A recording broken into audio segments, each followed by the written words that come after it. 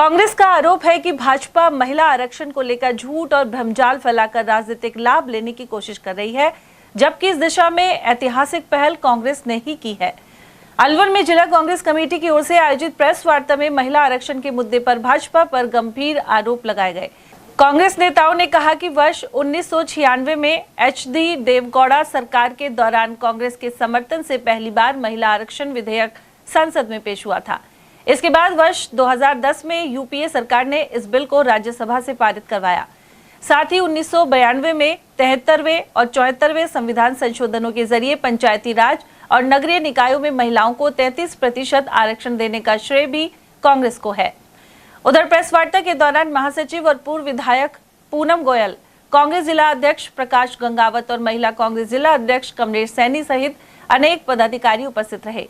कांग्रेस नेताओं ने वर्ष 2023 में पारित नारी शक्ति वंदन अधिनियम का उल्लेख करते हुए कहा कि इस कानून को पारित कराने में कांग्रेस ने महत्वपूर्ण भूमिका निभाई, लेकिन केंद्र सरकार ने इसे जनगणना और परिसीमन से जोड़कर लागू करने में विलंब कर दिया। 2023 के अंदर जब सभी पार्टियों ने मिलकर इसमें कांग्रेस सर्वसम्मति से इसको अपन ने पास कर दिया था उस समय, और उस समय इन्होंने इसको, और माननीय आदरणीय सोनिया गांधी जी ने उस समय इनको ये कहा था कि इस बिल को आप तुरंत लागू करें।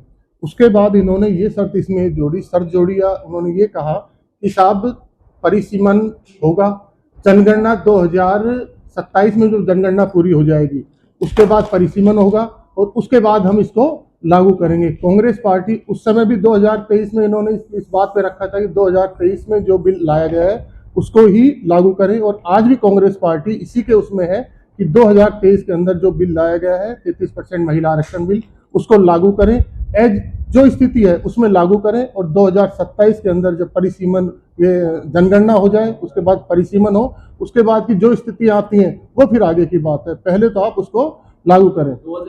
लेट कहाँ जाइए, 16, 17, 18 तारीख को तो ये इन लोगों ने संसद में लेकर के विशेष सत्र बुला करके इन्होंने मीटिंग करी। उसके बाद में इसे लागू करने के लिए शर्तें जो रखी थी वो कांग्रेस को समझ नहीं आई और कांग्रेस ने इस बिल को पारित नहीं किया, क्योंकि कांग्रेस 2023 में इस बिल को लागू करने के लिए पूर्ण तरह से सहमत थी और लागू हो चुका था।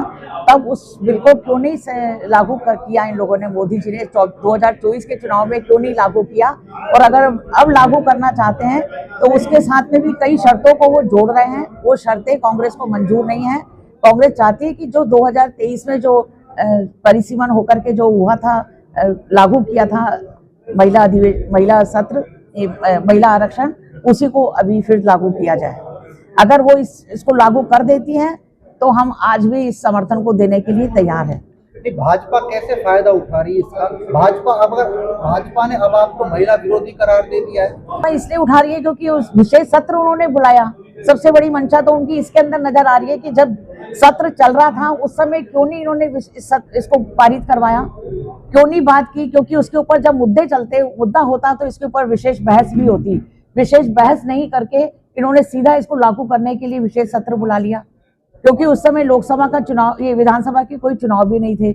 और अब उस समय उन्होंने क्यों नहीं पारित करवाने के लिए प्रयास किया? और अब जब 2 जगह चुनाव हो रहे हैं, तमिलनाडु में और पश्चिम बंगाल में, तो इन्होंने इस समय क्यों लेकर के आए इस बिल को?